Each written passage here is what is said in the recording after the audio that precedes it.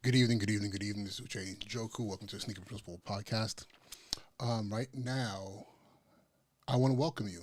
It's been a few days, actually, over a week since I've actually been able to be on. I am recovering from the flu. It's not COVID. I got tested, and it's not COVID. It was just a really bad flu. It's been a long time since I had the flu, which is weird because um, the flu is something that I always faced as an educator working in a school building. So to have caught the flu, not working in school building has been kind of strange. But I was on a trip to Denver and was on a plane for the first time in a very long time with people, and I think absolutely no one had a mask on.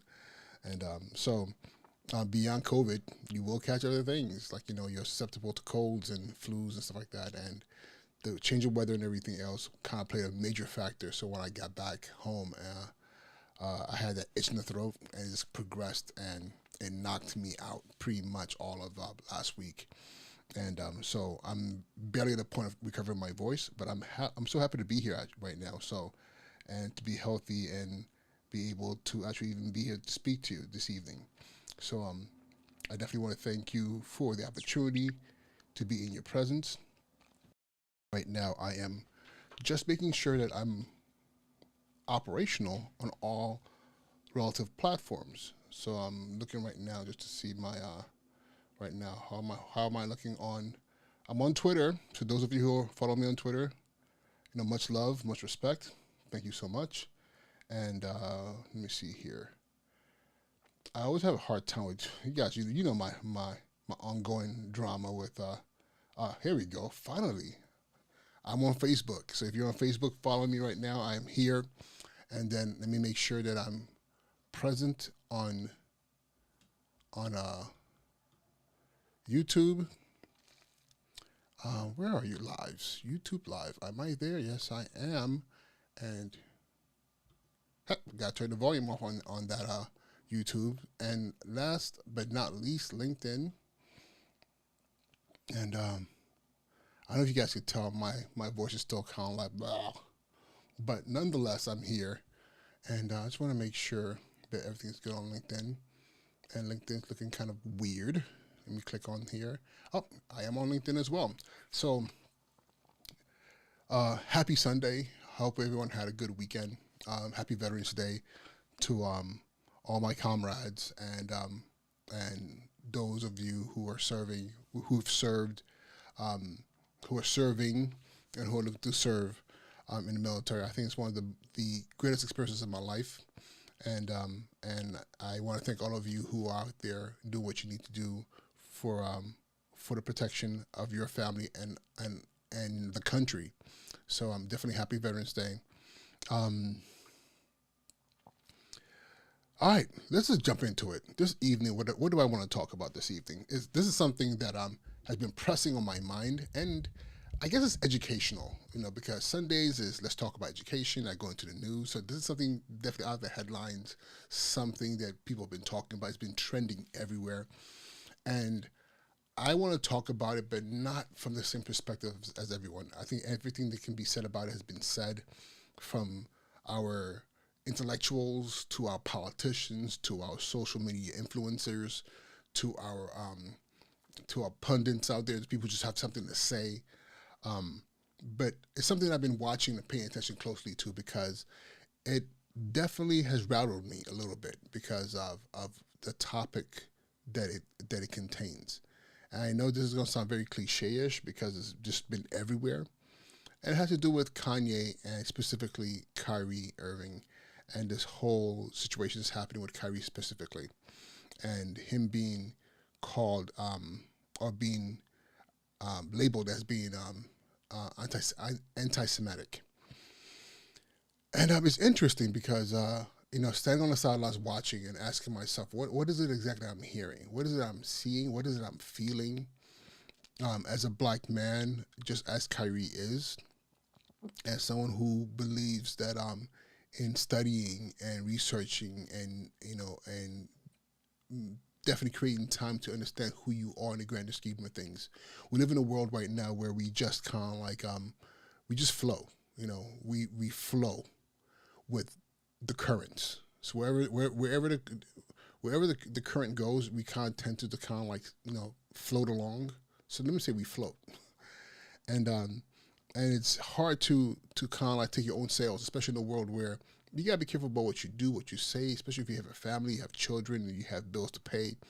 You're not, and especially if you're not wealthy, you can't necessarily just be like, yeah, I'm just gonna talk about what I want to talk about, do whatever I want to do, and no matter how much we want to say this country or society values free speech, it's free speech as long as it doesn't disturb me. It doesn't bother my emotions or my thought or my viewpoint of the world. So, as a black man in America who is watching another black man who's, I think, being treated unfairly for actions, I'm still not clear what his actions were that warranted so much attention. But the one thing that I think was interesting that really sparked my brain was the interview he did where they asked him, they asked him, are you anti-Semitic? They asked Kyrie Irving this, are you anti-Semitic? And I think his response was something along the lines of, I think he said something along the lines of that he isn't because he knows who he is. And I'm probably butchering that, but it had something to do with the fact that, I know who I am, so how can I be anti-Semitic? And it made me really think about this, because one of the arguments that is being held is the fact that the film that he tweeted that created all this fiasco, from I think it was called From Hebrews to Negroes, is interesting because I'd never heard of it. And I feel like many people went once I saw this, I was like, I gotta see what this is about. And of course, seeing that it was being sold on Amazon and Amazon was getting no backlash at all, and I was like, okay, what is really going on here? Is this just people just being overly sensitive in a society where if you have a mic in front of you, you're able to say whatever you want to say? So I went ahead and rented it. I didn't rent it. I actually bought it. And I'll tell you why I bought it, because I saw it was 3 hours long, and I was like, before this gets yanked off, if I purchase it, then the company's obligated to make sure that I have access to what I've paid for on their cloud, or at least give me an opportunity to find another way to download it. If I rent it and all of a sudden they send to yank it, then it's gone, But the renting is only for a period of time. So I went ahead and bought it. I paid the damn near, was it $40 or $50 for it? And I'll be honest with you, yes. Someone who's relatively highly educated, that my brain has been trained in the Western world to see information a certain way. So, of course, it was a little bit of a challenge for me to really be able to follow along. But with time, it started to make sense. What I was watching, what I was taking in, is very presentation style. A lot of slides. A lot of jumping from, it was not necessarily jumping, but a lot of very broad perspectives being given with moments of specificity. I can never say that word. I'm sorry, I'm Nigerian. That specific took me forever to learn how to say, but the specifics of what's being discussed, wasn't as detailed long enough, and I understood why, because it was already a 3-hour documentary. So for you to go deep, this would be like Roots. It would have to be a mini series that goes on for maybe about a good 10-12 hours. So I appreciate it, because enough was given that if you want to dig deeper into, do your own research, you can do it. Is everything that's in that documentary true? Probably. I mean, there's some things that I was like, okay. And some things that I was like, I know that's not quite true, only because some of the stuff that was being said had to do with Africa, and I am African. I am, not just born in America. I was born in Africa. I went to school in Nigeria, and I came here for high school, and I grew up in a very Nigerian household, and I am of the Igbo tribe. So I'm quite knowledgeable about my tribe. I'm not a scholar on it, but I think I can go toe to toe with the average Igbo person about the culture.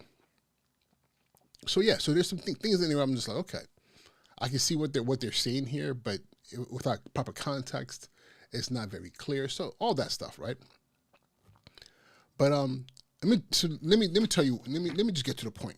This is where things got interesting for me, because of the space that I grew up in, and also growing up here in America. So I'll tell you this, like the topic of this video, I am Black American. Most people, when they meet me, they don't know my name. The assumption is, yo, you are American. You are from somewhere around here. And I've been in New York for 17 years. So most people, when they meet me, when I'm not in New York, the assumption is that you're from New York. You sound like you're from New York. The way you say certain words. I've been here for 17 years, so I picked up the speech pattern and vernacular of New York, right? But I also grew up in LA. So when I'm in LA, I tend to flow in that direction. So what I'm saying is that I am comfortable in saying that a big portion of my identity is Black American. Okay. Not in the same sense of African Americans who've been here, who were raised here, who've been here for generations, but I'm able to traverse American culture, Black American culture, right? So what's interesting for me is this, and throughout this whole entire thing, is the fact that as an adult, I've been learning so much more about the connection between African Americans, especially those of West African descent, and West Africa, what happened in West Africa, and our connections. And what I mean by that is this. Over the years, I've just come across books, and I've met people who've said, hey, you're Igbo. Have you heard this about Igbos? And I'm like, wait a minute, I don't think I've ever heard that before. I did my research and learned so much more about Igbo culture, okay? And again, I want to say this, it's Igbo culture. It's not Igbo. So a lot of people have been saying Igbo, because IGBO is how it's spelled. The G is a throaty sound, so Igbo. So it's not a Ig. Please, if you guys see the IGBO, do not say Igbo. Igbo, it's not what it is. It's just Igbo. Just pronounce it as though the G was silent, right? So Igbo culture. So being Igbo, there were a couple of things growing up that honestly I did not know were of anything of significance until I became an adult. So some of these things, I'm sure if you watch a documentary or you've just been researching African culture, or you've been researching, maybe you did a DNA test and you're like, wait a minute, I'm Igbo. So you've been doing research and you've probably found out some of these things. So I'm going to tell you some of these things. So for example, when I was born in Nigeria, I was circumcised on the 8th day. Okay? Why is that important? I didn't know why that's important, but this is something Igbos do. Igbos, tend to follow dietary laws where they don't eat pork and certain animals. It just don't. And their rituals and things that they're just normal. For me, like growing up, I would just say, oh yeah, this is what it's an Igbo thing versus a Yoruba thing, right? And what was interesting is those things never meant anything to me other than this is how we are. Igbos are from the southeastern part of Nigeria, and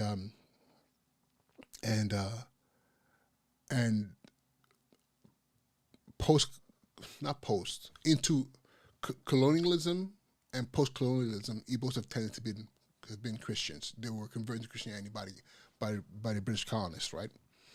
And one thing that's interesting, my father, while he was in high school, converted to Islam, which was very unusual. And I've been told by a few people who know my father, and they had said he was one of the first Muslims that was Igbo. Igbos, I mean, I'll be honest with you, I've maybe read about 2 Muslims that are Igbo, and I've only met one. That's my father.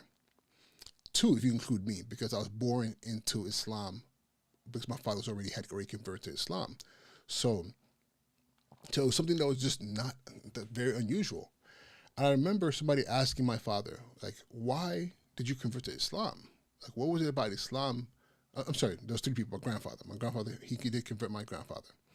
So, and my father said that the halal dietary laws, were so similar to Igbo that to him it just made sense. That was his connection. They just made sense, which is interesting because, which I'll tell you why it's interesting a little bit. So these are the things that I heard growing up and I saw and I just thought normal. This is just okay. Like things you hear, you're like, I don't think anything about it because it's just the norm. Come to find out, not come to find out. I had a couple of moments that confused me profoundly. When I was in college, I was actually taking classes at Cal State Dominguez Hills. I had a professor who was teaching economics, and the thing is, I'll be honest with you, I don't remember his name, and it's probably on the tip of my tongue right now. It's one of those things that's probably gonna pop into my head down, later on this evening. But I had this professor who he was doing, the first day of class, doing attendance, going through the names. He comes to my name, and he looks at it, he's like, this name looks very Nigerian. And I do not want to butcher it. And he had a very proper, regal way of speaking. I do not want to butcher it. So, and he was also African American. He was a very regal African American man. And he was like, I do not want to butcher it. So I'm going to make an attempt. And please, my friend, whoever you are in this classroom, correct me if I'm wrong. Uche Chukwu. And I think that N is not a hard N. Njoku. Uchechukwu Njoku. I was like, present, sir. I was like, good job. You did really well. He says, I'm very familiar with your tribe, he told me. I've had quite a few friends who are Igbo. You guys are very impressive. The Jews of Africa.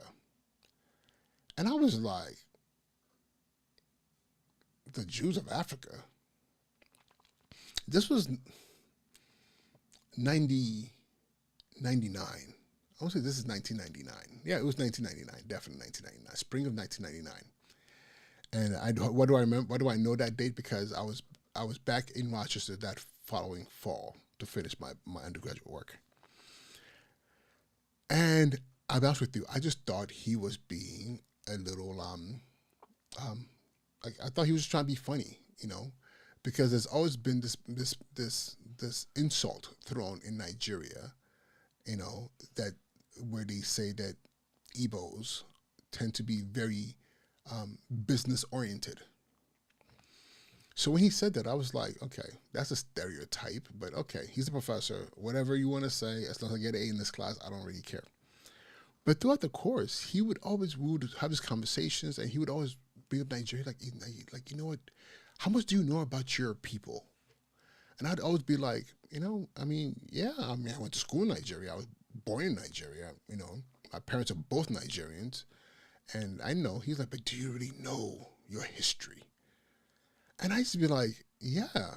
Like, we studied history in the Nigerian history in school. My mother and my parents were always very particular about making sure that I was very conscious about my Igbo-ness. But he was like, but you need to really research your history. And that conversation never went anywhere beyond that. So I was like, okay, all right, Mr. It was Doctor is going to come to me. But so I got an A in the class, moved on. But it always stayed with me. The Jews of Africa always stayed with me. And as I went through from that point into back to college, graduating, into my professional life and everything else, it wasn't until during the pandemic, 2020, that, we had a lot of time on our hands. And with all the time I had on my hands, what was I doing? I was online. I was spending a lot of time online. I was building my podcast. I was doing a lot of reading and buying a lot of books. And I came across a video on YouTube. And honestly, I can't even tell you how I came across it. It's just something that just came up in my For You feed, I guess, from YouTube. And it was a Al Jazeera report about a synagogue in Onitsha, which is in Igbo land in Nigeria.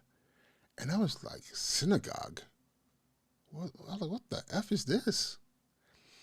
And I'm watching this little news report, and it showed like Nigerian men in like not even big city township villages who were worshiping in these makeshift synagogues. And I was like, what the heck is this? So in my mind, I just thought, okay, Igbos, y'all have gone too far. Y'all not, now y'all trying to be like, like I'll be honest with you, in my mind, I thought these people here are trying so hard to not be Igbo that they decided to convert to Judaism. And that's what my thought was. So I'm watching this thing, and one of the people they interviewed said, we've always been, children of Israel. Then I thought to myself, maybe these are Christians who are like, listen, we don't want it filtered. We want to go to the root because Jesus was Jewish. So let's just go. He was Hebrew. So let's just go deeper and filter the whole Christian thing. Go straight to the source. That's what I was thinking. But what I ended up seeing was like, no, these men were like, no, we've had the synagogue for many years, and there's many synagogues all through Igbo land, and it was almost like a secret that no one ever said anything to me about. And I remember asking my mother about this. She was like, yeah, there are practicing Jewish Igbo people. I'm like, for how long? My mother was like, they've always been there. It's just that nobody pays attention to them. My mother was raised Methodist. So I was like, okay, what? So was there like Jewish missionaries that went to Africa and that was my thought. That went to Africa and converted. And how come I've never heard of this before? None of Chinua Achebe's books. For those of you who are literary fans, I'm a big fan of Chinua Achebe. Probably, alongside Wole Soyinka, probably the greatest Nigerian author. Definitely the greatest Igbo writer. But that was never touched upon in his book. And I just was like dumbfounded. So I just went down that rabbit hole. I went down that rabbit hole, and I was researching, and I was like, wait a minute. Not only did I find these people, I started finding stories about all these African tribes across the continent where people are saying, we've been practicing, and I'll be honest with you, I'll be honest with you, I don't know what to call it, and I think for all fair reasons. I don't know what they call it, Judaism. I don't know if they're practicing, like what is the right word to use to describe it, I don't have the vocabulary for it, because I don't know what's appropriate, but they've been practicing, the faith that was prescribed under Jacob, Israel, so whether you want to call it Judaism, you want to call them Hebrew, whether it's a religion or it's a culture, these people have been living in this space. And I just thought to myself, it was so fascinating. I bought quite a few books. I was like, I found a book about, the Igbos and their Jewishness. And I bought that book, and I was just reading like, wow, this is interesting. Then I read about, theories about migration paths that, and not only that, this culture existing even amongst the Yorubas, and with the Hausas and all these different parts of Nigeria. And my mind went like, whoa. And I remember joking with my wife and saying, you know what? Listen, I think we might need to start going to the synagogue, there's a strong possibility that your husband here might be Jewish. And that was just me joking around, But then I kind of left it alone. I left it alone. I just thought it was a very cool thing, because again, my belief is that there's so much about this world that we just don't know. There's so much about the world that we just make assumptions about because that's what we're told. Somebody else is telling us about who we are. So left that alone. Then now, fast forward to a few years later, the DNA thing is happening. The whole DNA, what am I? And I won't lie to you, I was kind of curious because I'm hearing people who are getting DNA tested and they were finding out all these cool things about themselves and especially a lot of my African American friends. And I was like, and a lot of my Latinx friends, and a lot of them would tell me, yo, I'm Nigerian. My DNA came in says like I'm 20%, 30%, this and that. And, Bantu or from Congo or Igbo or Yoruba or all Ashanti. And I was like, this is some cool stuff. And the results that was being shared with me made sense because of the slave trade routes that went from West Africa into the New World, into the Caribbean, into South America, and into North America. So, of course, being born in Nigeria, my mother's Igbo. My father's Igbo. My mother's from Umuahia in Abia State. My father is from Owerri, Emi Township in Owerri in the state of Imo. I'm like, I pretty much know where I'm from, but me just being that guy who just likes to tinker, I was like, I want to do one. Maybe I might find something interesting. Maybe it's not just Igbo. Maybe it's like Igbo and something else. But I was like, but technically speaking, I know what it's going to be because all of my, both my parents are from places where where their families have been there for generations. Going past colonialism, right? So I did African, what's it called? African ancestry. That DNA test. I did that. So did the test, and I did that one only because I wanted something that was going to be a little bit more geared towards genetic material from Africa. So did the test, the results came back. I remember having an envelope, and I'm thinking to myself, okay, in here is going to tell me about my mitochondrial DNA on both sides of my family, my father and my mother. So how far back can they go on my father's side of his mother's and his mother, grandmother on one side, then on my mother's side, the same thing, right? And mind you, both parents are Igbo. So I open that envelope and I first read on my father's side. And the thing says congratulations, and pretty much it said that my oldest, I think it said that going back 500 years, something like that, was a Yoruba woman. And I was like, what? So at some point in time, 500 years ago, there was my great whoever grandfather, a male ancestor of mine, married a woman of the Yoruba tribe. Of course, with West African cultures, it's a patriotic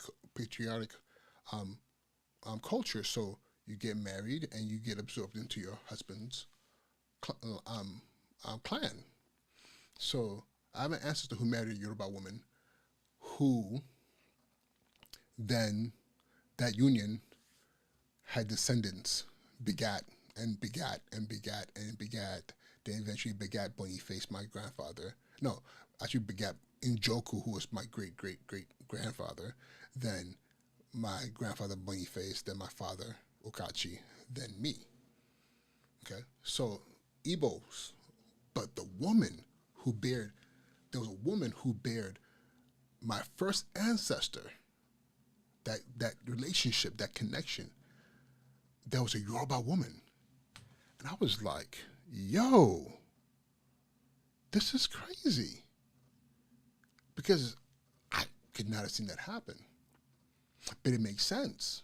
Because if you look at the map, you look at Nigeria, we're the southern eastern part of Nigeria. But then if you just go across, heading heading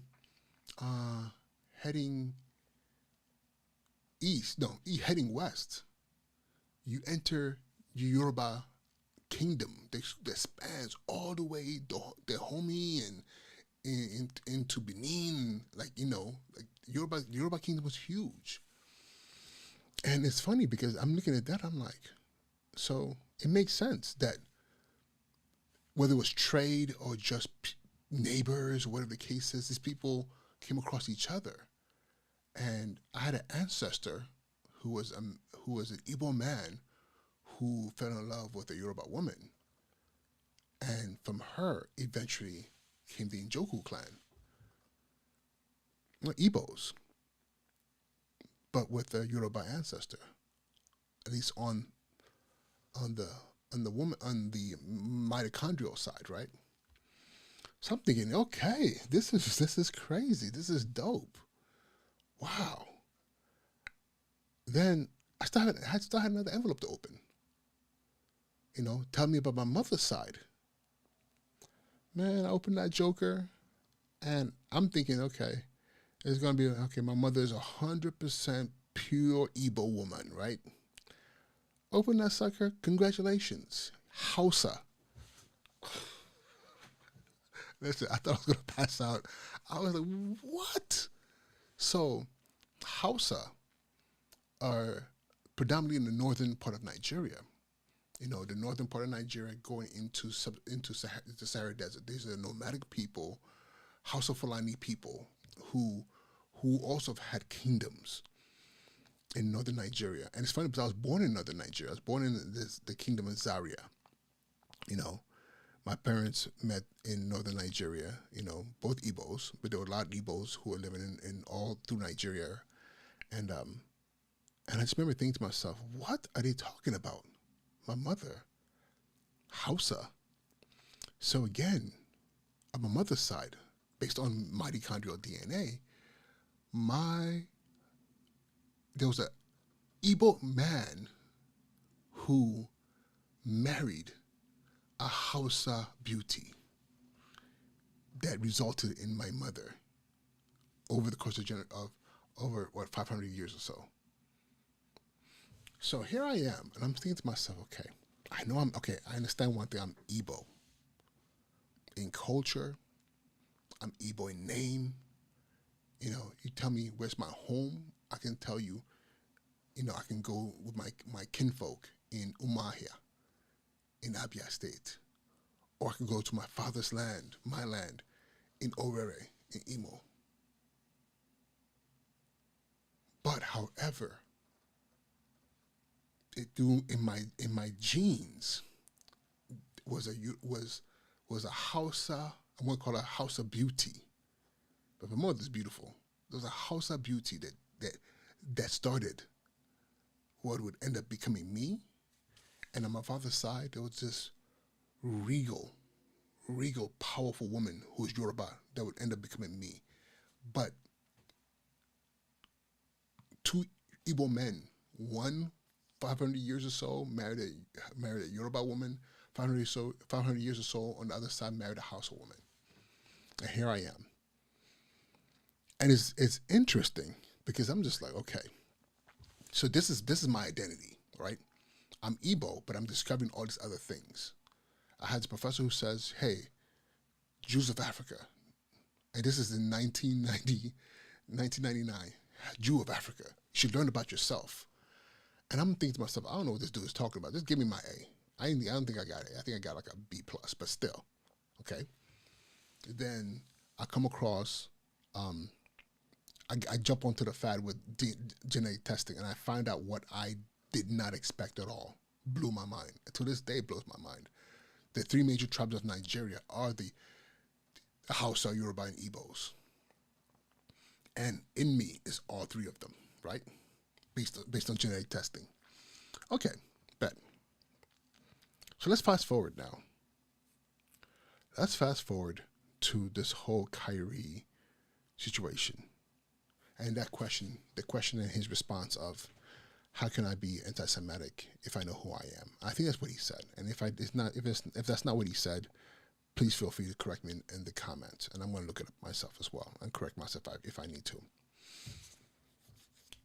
And I had to do something interesting. Not interesting. I had to figure out something I was very, very curious about, and I just did not know the answer to. And I'll tell you what it was. For all the years I've heard the word Semite or Semitic, I never bothered to look it up, so I did. And as we're talking here, I'm going to go ahead and Google it so I can tell you what I found out as I Google it. So, you take two words, anti-Semitic. So I was like, I know what anti is, to be against, right? So I said, let me look up Semitic. Semitic. So, I'm sorry, Semitic, Semitic. So I looked it up, and let me tell you what it says here. It says here, and this is just Google Dictionary, relating to or denoting a family of languages that includes Hebrew, Arabic, Aramaic, and certain languages such as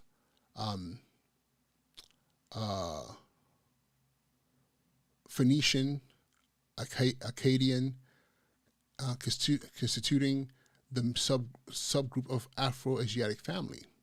Okay, relating to peoples who speak Semitic languages, especially Hebrew and Arabic. Which is interesting because remember I told you my father had converted to Islam, in his younger days. So in Arabic, my father speaks fluent Arabic, and Arabic is a Semitic language. And my father was a Muslim, and he'd gone to Mecca. I've gone to Mecca with him as a child. So technically speaking, I am titled as Al-Hajj or Al-Haji Abdullah Ibrahim, and simply because I went on pilgrimage with my father to Mecca as a child. So even though we're not born into, Islam, or as far as like one of the nations of Islam, but we do have a connection to Arabic, as because of my father being a Muslim. He speaks fluent Arabic, and I've been told his Arabic is actually quite damn near perfect. So I was like, okay, this is interesting.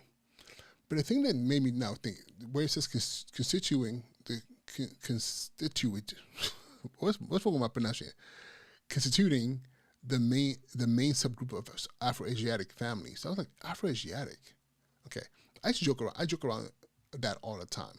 I always talk about being Afro-Asiatic because Nas had that in a verse of one of his raps. So I had to look up what does it mean? What does Afro-Asiatic mean? Because it says here, the main subgroup of Asiatic family. So I said, okay, Asiatic. Let me see. Afro-Asiatic. So I looked that up. And, okay, this is what it says here. Can I find it?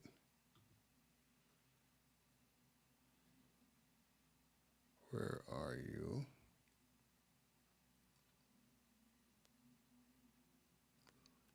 Where?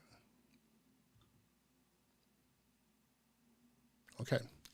So it says here, again, this is not like imperative, empirical research. Okay, so I'm just reading, just general.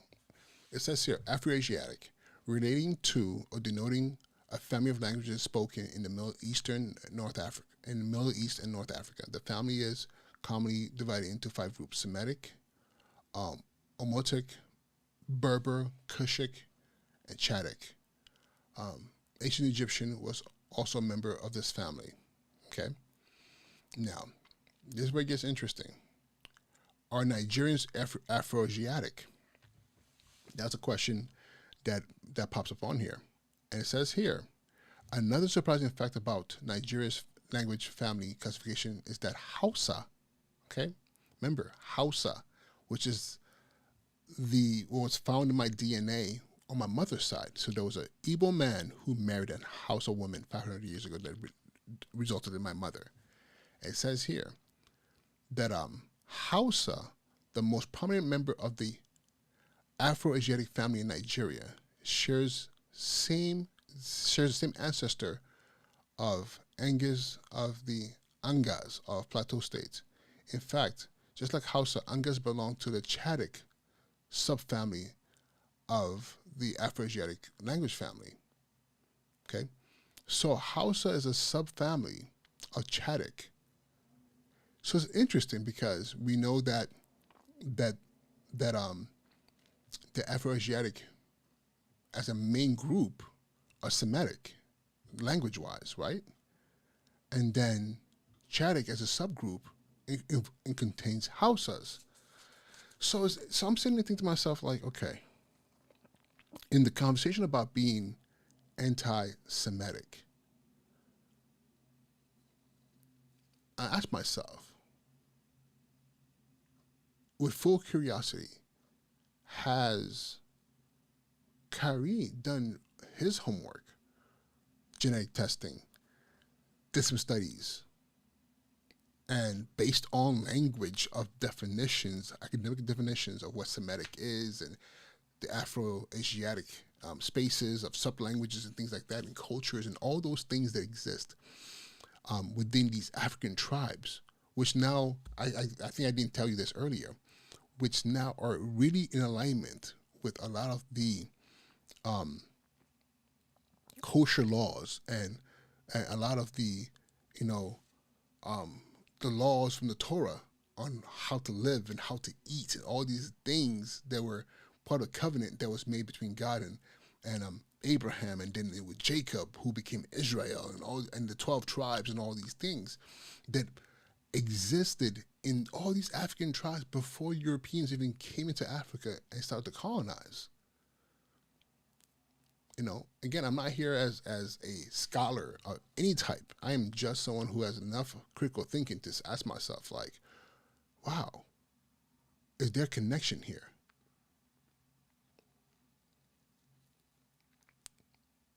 And it's interesting because now I'm in a space where I'm asking myself, what am I? Or better yet, who am I really? Like, down to my genes, down to my history, the history that I'm not completely aware of, and maybe might not be fully aware of. Where did my people come from? Who were the Igbos? Were they always stay? Did they come from somewhere else? And there's evidence stating that, and oral history that says that they migrated on a path from North Africa through the Congo, making their way into where they finally settled in southeastern Nigeria. And there's so much out there that, again, I think unless you have a time machine, you cannot fully prove. But there's also enough that's there that makes it very interesting. And every day I'm learning something new about my Igbo-ness. I'm also learning something new every day about my Semiticness. Very, very interesting. So as I sat on the sideline watching all these back and forth, all these arguments, what I'm seeing is a lot of feelings that are legitimate based on pain people have gone through. And I don't believe I have the power, or anyone has the right to tell anyone whether they are or they're not, because it's part of the human fabric, the fabric of existence, that we are very diverse in our oral histories, or even in our written histories. And thank God for the fact that we live in a world now that you can actually do the research yourself. Now you don't have to go to a library or go get multiple degrees. You can read and pull up stuff online and order books and all this other stuff, which I'm constantly doing.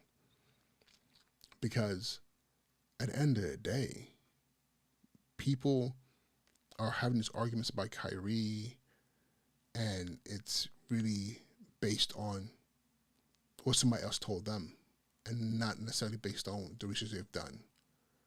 This evening, I did not do research of any kind. I just pulled up some definitions and gave you more of an experiential explanation of my perspective on things and give you a little bit of my story and what I've learned about myself. And I feel like I'm still a baby around a lot of this because yeah, one day I was just, Igbo, growing up in America. And the next day, Igbo of Hausa and Yoruba heritage. But clearly two strong Igbo men who married, one Yoruba, one Hausa, that now gives me a very, very different perspective on what identity is. But now also gives me a very different perspective of what faith and religion and ancestral heritage is. But the Yoruba, you already know the Orishas, that's a very, very powerful space. Then you have the Hausas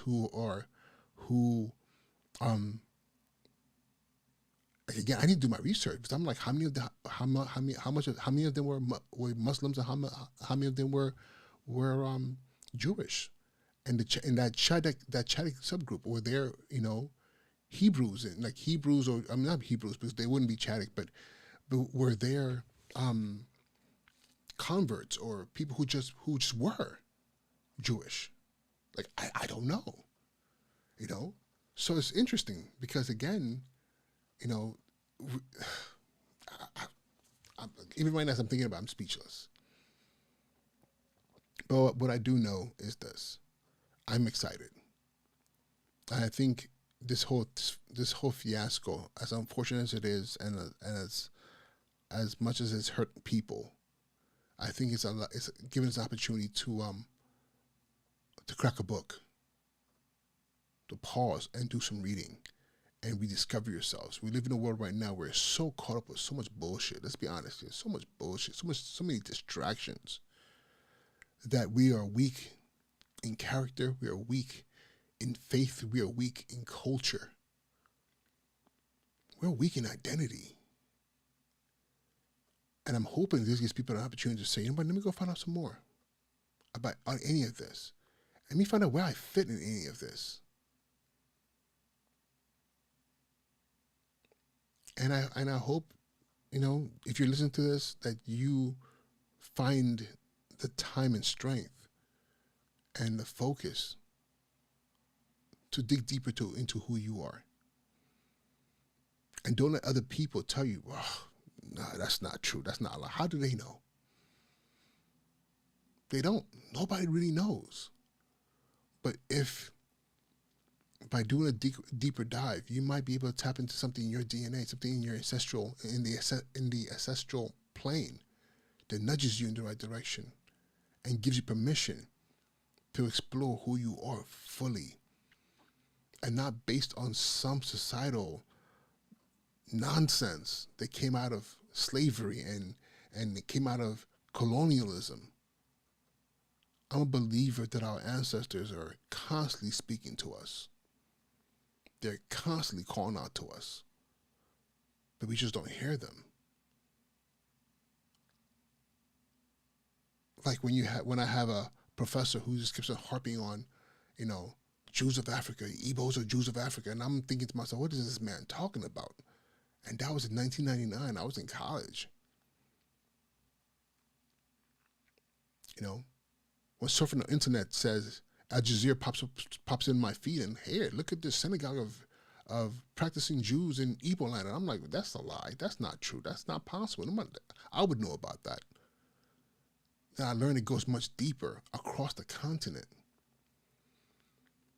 Then I do DNA testing that blows my mind and tells me I'm not just Igbo.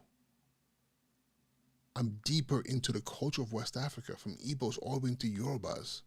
But not only that, I have a connection into a Semitic identity through a Hausa woman who is the beginning of the bloodline that leads to my mother and then to me.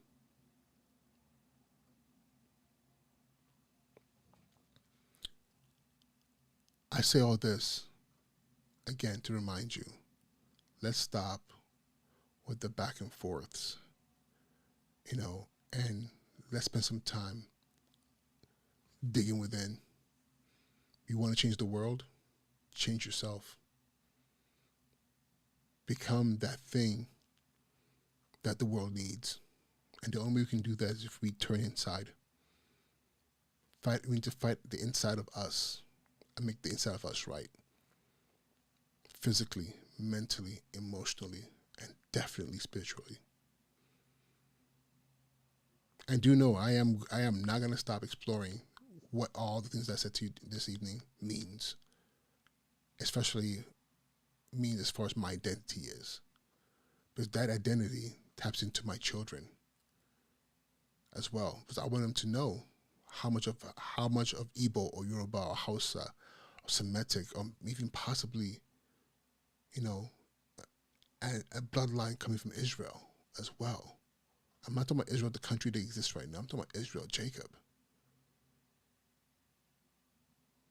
So that's a possibility. I need to study it so I can explain it to them. Because this is what your father gave you in my genes, from the ancestral plane to you.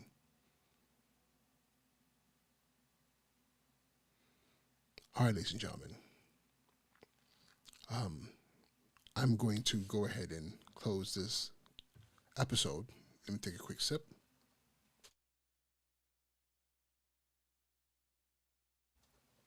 I thank you so much for permitting me to pour into the airwaves and pour into this video my journey of self-discovery, and I hope it inspires you to do your digging, to do your archaeological, spiritual research into who you are.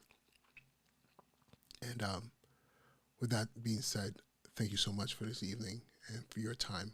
Do me a favor, if this meant anything to you, please like, share, subscribe, and I'll see you on Wednesday at 10 p.m. for the always inspirational Ivy League head wrestler with my brother Archie Tyson, and then I'll see you again on Friday at the same time, 10 p.m. for teacher therapy Fridays, and again next Sunday for the same thing as we did this evening, which is let's talk education. And I promise you I'll bring you some headlines, specific headlines from on what's happening in education, and I'll also open the lines for conversation. So with that being said, thank you again. Be well, be blessed, and have an amazing evening. All right? Peace.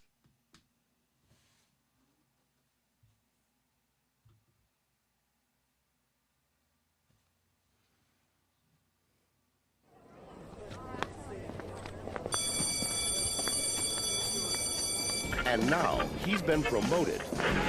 His job, principal.